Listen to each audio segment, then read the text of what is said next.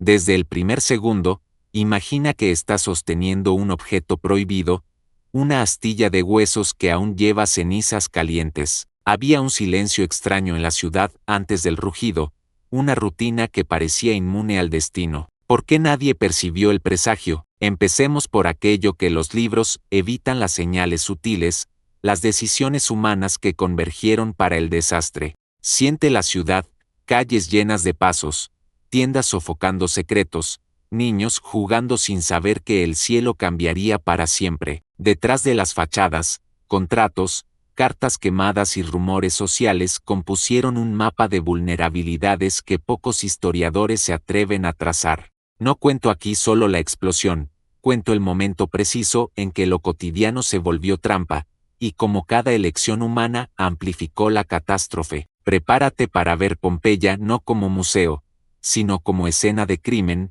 detalles forenses que empujan nuestras certezas lejos. Estás a punto de encontrar pistas que unen política, economía y superstición, una conjunción que transformó un día común en ruina eterna. El Vesubio no erupcionó como imaginamos en películas. Hubo un crescendo silencioso y luego una violencia mecánica y calculada. Cenizas finas primero, como si el cielo estuviera susurrando, luego nubes que aplastaban la luz y filtraban el sonido hasta suprimir el grito. Los textos antiguos hablan de acantilados de fuego, pero los vestigios arqueológicos revelan patrones de pánico que la narrativa oficial ignora. Cuerpos petrificados no son solo imágenes tristes, son testigos con postura, posición y objetos que cuentan el instante final. Lo que encontraron en las casas, recipientes, alimentos, monedas, reescribe lo que pensamos sobre quién huyó y quién se quedó. Hay indicios de evacuaciones ordenadas,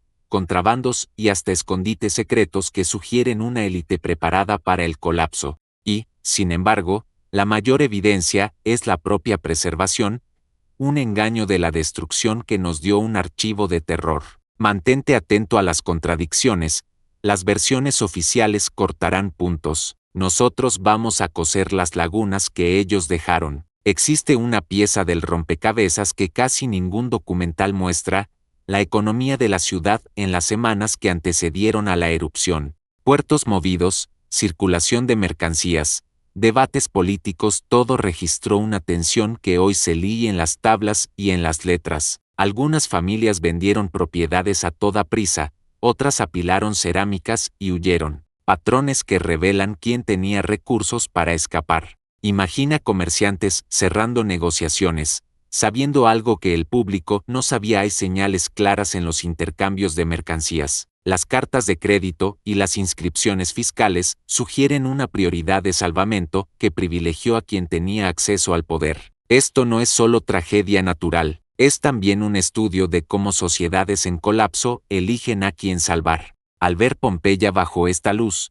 la erupción deja de ser solo naturaleza y se vuelve espejo cruel de la condición humana. Empezarás a percibir caras de traición, solidaridad y decisión moral que transforman el relato en un thriller humano. Las excavaciones modernas sacaron a la luz evidencias de una extrañeza climática previa al gran evento, relatos de temblores menores, fuentes termales alteradas y animales inquietos aparecen como preludio en documentación local. Estas señales ambientales fueron interpretadas como presagios por algunos y como coincidencias por otros. ¿Cuál versión prefieres? Vamos a explorar registros que muestran anomalías en el agua y en el aire que precedieron el colapso, pistas que los manuales olvidan. La ciencia moderna ahora puede reconstituir temperaturas y flujos piroclásticos. La arqueología forense transforma rumores en medidas. Al juntar estos fragmentos, la erupción surge menos como cataclismo aleatorio y más como proceso previsible y multifacético. Lo que impresiona es cómo pequeños indicios humanos, ruidos,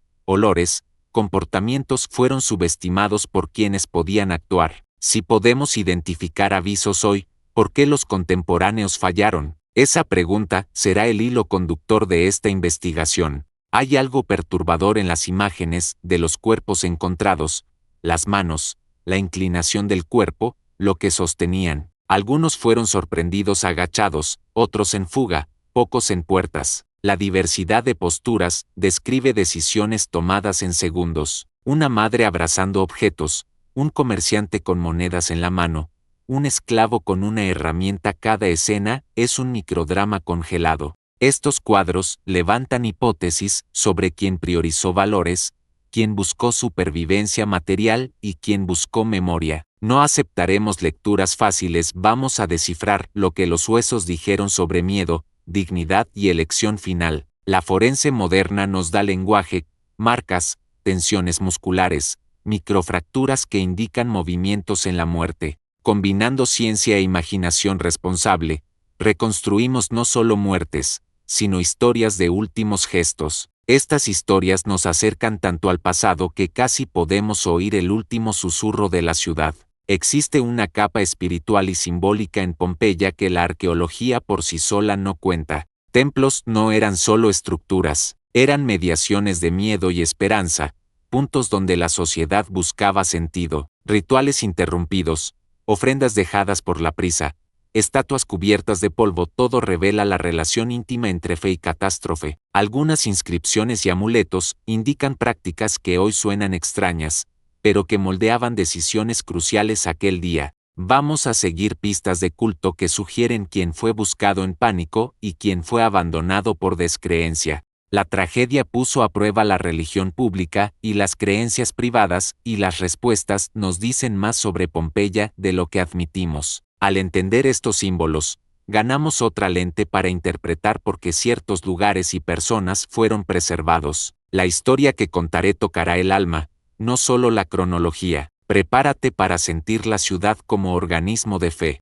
No todo lo que fue preservado era conscientes, hogueras apagadas, panes intactos, objetos de juego, restos de una intimidad interrumpida. Estos vestigios domésticos actúan como pequeños telegramas de lo cotidiano, y nos enseñan sobre rutinas que el desastre congeló. Hay detalles increíblemente íntimos: perfumes, cosméticos, juguetes que humanizan a las víctimas de un modo que estadísticas no hacen. Al reconstruir estos escenarios, verás rostros y voces donde antes había números y piedras. Ese es nuestro objetivo: devolver humanidad a la ruina, transformar huesos en narrativas que nos toquen profundamente. A través de estas microhistorias, el espectador entenderá que murieron personas con hábitos, rituales y amores. Y entonces, cuando hablamos de pérdida, no hablamos de abstracciones, sino de vidas que se desarrollaban hasta el último segundo. Esa empatía será la fuerza que mantendrá a tu público pegado del comienzo al fin.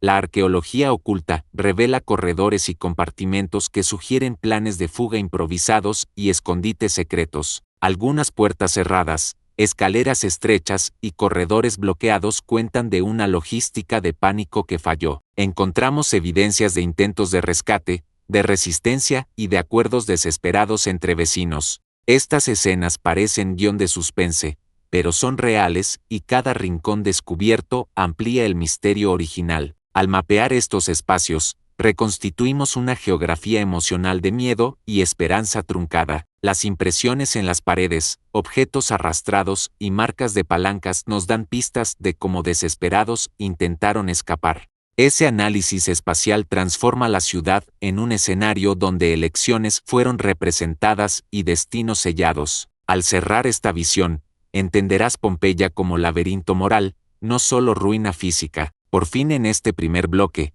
imagina que eres el último en salir de una casa que va a desaparecer. ¿Qué llevarías? Las elecciones registradas en las casas dicen mucho sobre prioridades culturales, memoria, dinero, símbolos familiares. Algunos llevaron estatuas, otros documentos, pocos alimentos. Cada elección traza un perfil social y psicológico. Al considerar esas decisiones, comenzamos a descifrar la jerarquía moral de una sociedad al borde del fin. ¿Será que la preservación de los bienes materiales habla más alto que la huida personal? ¿O hay un código de honor invisible actuando? Vamos a usar esos indicios para lanzar hipótesis osadas sobre la organización social de Pompeya en el momento final. Al terminar esta parte, ya no verás la ciudad como ruina estática, sino como comunidad agonizante en cámara lenta. ¿Puedo seguir para la próxima parte? La segunda parte empieza en el instante en que la ciudad perdió el horizonte. Cuando la nube piroclástica subió como una muralla viva,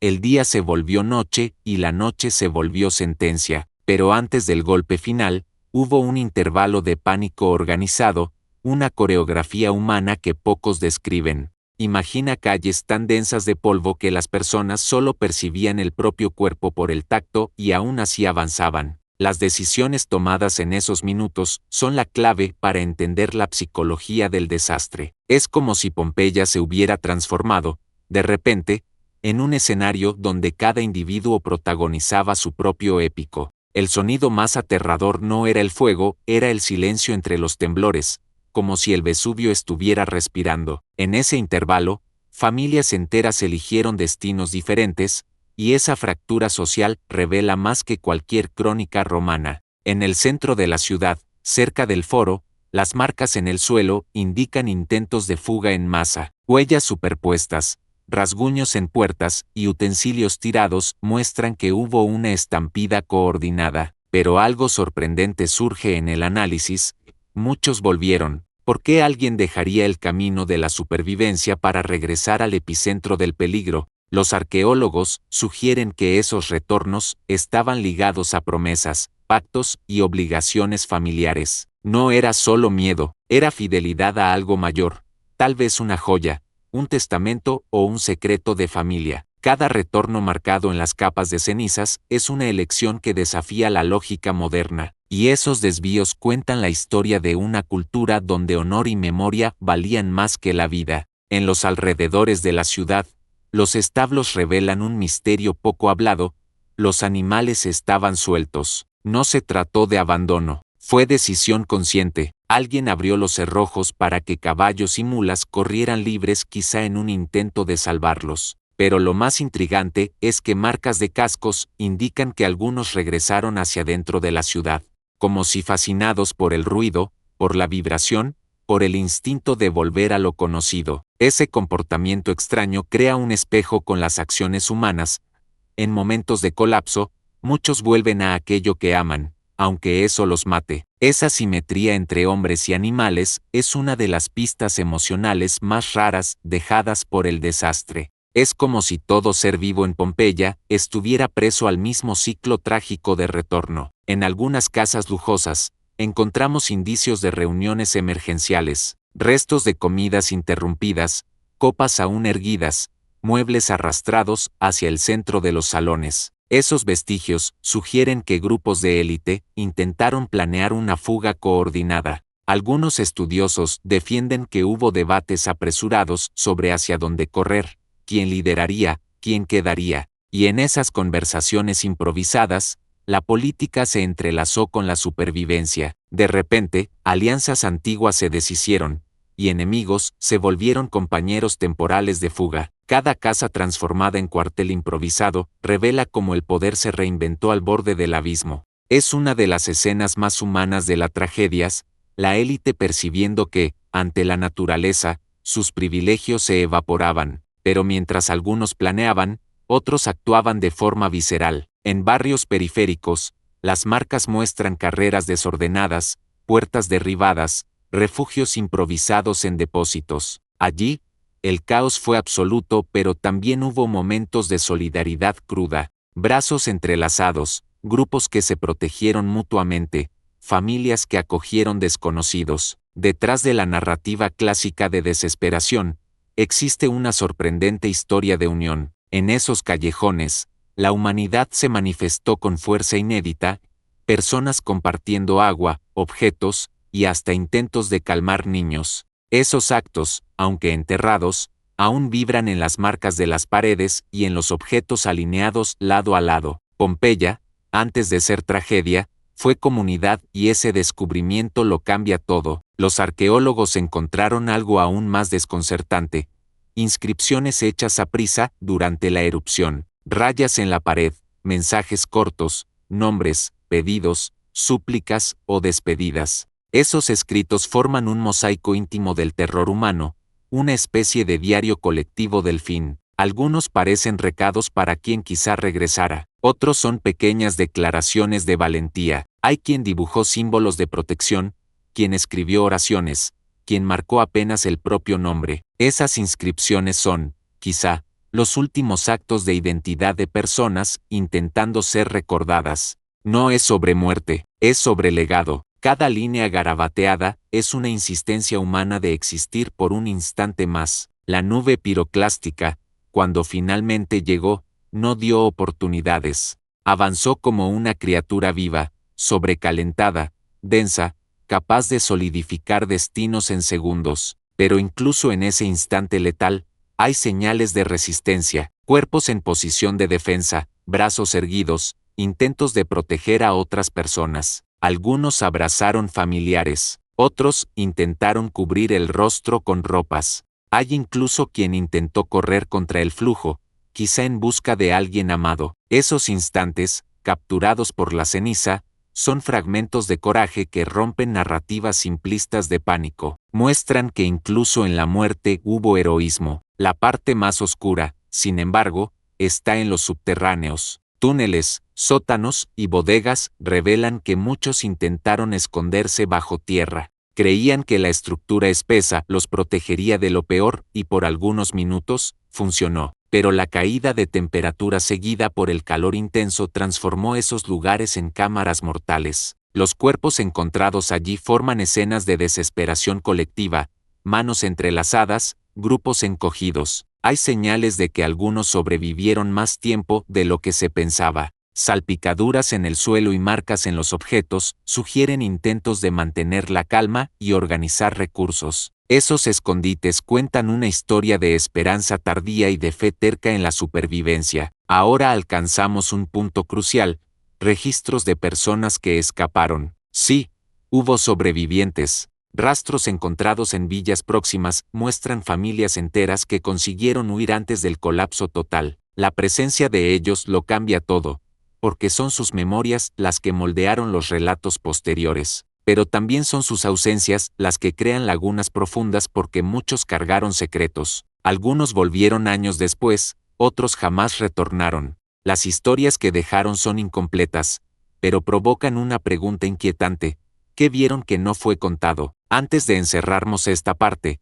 imagine que está en el límite de la ciudad, la última frontera entre lo conocido y lo desconocido. El suelo vibra, el cielo pesa, el aire es una lámina caliente. Usted da un paso más allá de las murallas y aún se gira para mirar porque algo dentro de usted aún quiere creer que todo va a sobrevivir. Ese instante, entre la fuga y la memoria, es lo que define Pompeya como una tragedia eterna, una ciudad que vivió dos finales, el físico y el emocional, y es ese segundo fin que cargamos hasta hoy. Si usted llegó hasta aquí, está a punto de entrar en la parte más profunda y reveladora de la historia. Ahora entramos en la parte que casi nadie osa explorar, el posvida arqueológico de la ciudad.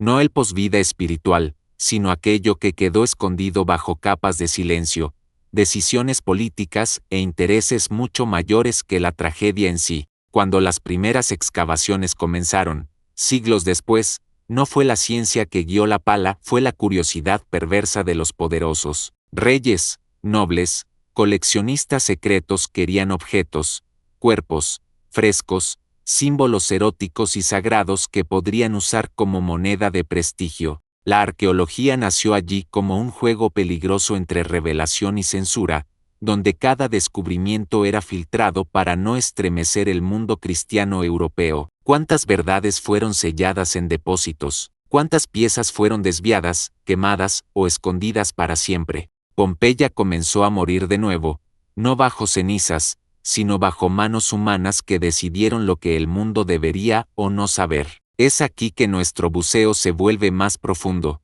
porque el silencio posterior dice tanto como la erupción original. Entre los hallazgos prohibidos estaban los llamados objetos indecorosos, estatuas, pinturas y símbolos de fertilidad que mostraban una ciudad mucho más libre y compleja de lo que la reputación moral romana dejaba transparentar. Esos ítems fueron encerrados en salones privados, lejos de los ojos del público, por casi 300 años. Era como si Pompeya estuviera siendo juzgada nuevamente, no por los dioses, sino por los hombres que definían lo que era aceptable para la sociedad occidental. Pero había algo aún más amenazador escondido allí: rituales, inscripciones y objetos que sugerían cultos híbridos, fusiones entre tradiciones romanas, griegas, etruscas y orientales. Una religiosidad subterránea, compleja, que no cabía en los moldes de la historia oficial. La destrucción preservó esos secretos, la política intentó borrarlos, y cada esfuerzo para silenciar Pompeya solo volvió la ciudad más inquietante. Los arqueólogos modernos encontraron salas enteras con símbolos pintados apresuradamente,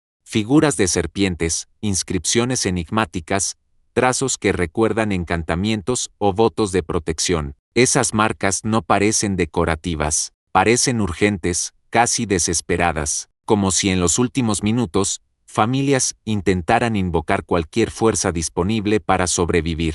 Eso abre un debate que pocos tienen coraje de enfrentar: cuánto la espiritualidad de Pompeya era más compleja de lo que la religión romana oficial admite. Tal vez la ciudad fuera una especie de mosaico vivo de creencias, un laboratorio espiritual en constante mutación, y tal vez eso ayude a explicar por qué la tragedia resonó tan profundamente en el imaginario antiguo. Pompeya, al contrario de muchas ciudades, tenía alma plural, y esa pluralidad fue congelada en el momento de mayor pánico. Si avanzamos hacia uno de los ambientes más perturbadores, llegamos a los moldes en yeso de los cuerpos. Esos moldes no son apenas representaciones, son impresiones negativas del último suspiro humano, capturadas con precisión microscópica. Pero hay algo que casi nunca es comentado: algunas de esas figuras revelan emociones. Los músculos, la tensión del rostro, la posición de las manos, todo indica que la muerte no fue siempre instantánea. Hubo segundos de conciencia, segundos de lucha, segundos de aceptación. Es imposible mirar esos moldes sin sentir que estamos observando fragmentos de almas en conflicto. La ciencia explica la técnica, el corazón explica el impacto. En las últimas décadas, tecnología avanzada, sensores, escáneres, georradares reveló cámaras aún selladas bajo toneladas de roca, ambientes intactos, nunca tocados por exploradores ni excavadores antiguos. Y lo más sorprendente, algunos de esos espacios parecen contener objetos rituales y restos de manuscritos carbonizados. ¿Serían registros cotidianos? ¿Serían textos religiosos? ¿Serían confesiones? No sabemos todavía, pero la existencia de esos cuartos sellados mantiene viva la posibilidad de descubrimientos que pueden reescribir capítulos enteros de la historia romana. Ese es el tipo de misterio que transforma Pompeya en más que un sitio arqueológico, la transforma en herida abierta de la humanidad. Hay también el misterio de las casas lujosas, abandonadas sin motivo aparente, casas preparadas para fiestas, con mesas puestas, flores secas y velas apagadas como si alguien hubiera sido llamado deprisa. Existen señales de partidas rápidas, pero no hay indicios de violencia o invasión. Eso levanta una hipótesis osada: ¿será que algunas familias sabían con antecedencia de la inestabilidad creciente del Vesubio? El patrón de abandono sugiere que hubo previsiones o presagios tomados en serio por pocos. Tal vez registros orales, tal vez interpretaciones de temblores, tal vez cultos que leían señales en la naturaleza. Esas casas son como cartas no enviadas, repletas de mensajes sobre un miedo que ya existía antes de la catástrofe, y ese miedo puede haber sido el primer señal del fin. Cuando el mundo moderno redescubrió Pompeya, creyó que encontraría apenas ruinas, encontró espejos, porque la ciudad muestra cómo sociedades enteras viven ignorando señales, cómo insisten en normalizar el peligro inminente, muestra cómo el lujo puede cegar, cómo lo cotidiano puede anestesiar, cómo el poder puede retrasar decisiones vitales, y muestra principalmente cómo, al final, la naturaleza no negocia. Pero Pompeya también enseña algo aún más profundo: incluso rodeados por la muerte, humanos intentan dejar marcas, intentan recordar y ser recordados, intentan organizar el caos, proteger a los suyos, preservar lo que aman. Ese es el verdadero corazón de la ciudad enterrada. Antes de cerrar, vuelva por un instante al primer minuto de aquel día: el olor en el aire, el ruido viniendo de las profundidades, la mirada que cada morador intercambió con otro, sin saber que estaba viviendo la última mañana. Ahora una ese minuto al final abrupto que conocemos, y lo que surge no es apenas tragedia, es revelación. Pompeya no es sobre muerte, es sobre humanidad expuesta a su límite máximo, es sobre elecciones, sobre fe, sobre señales ignoradas y sobre la memoria que ningún desastre consigue borrar. Y es por eso que continuamos volviendo a ella, y así, encerramos nuestra jornada por una de las historias más intensas y emocionantes que el mundo antiguo dejó para nosotros. Pompeya no está viva pero nunca estuvo tan presente, y mientras existan preguntas sin respuesta, ella continuará llamando, como un eco viniendo de las cenizas. Gracias por asistir. Y ahora YouTube está recomendando 2 videos exclusivamente para usted. Tengo certeza de que usted también va a gustar. Haga clic y vea un video más de nuestro canal.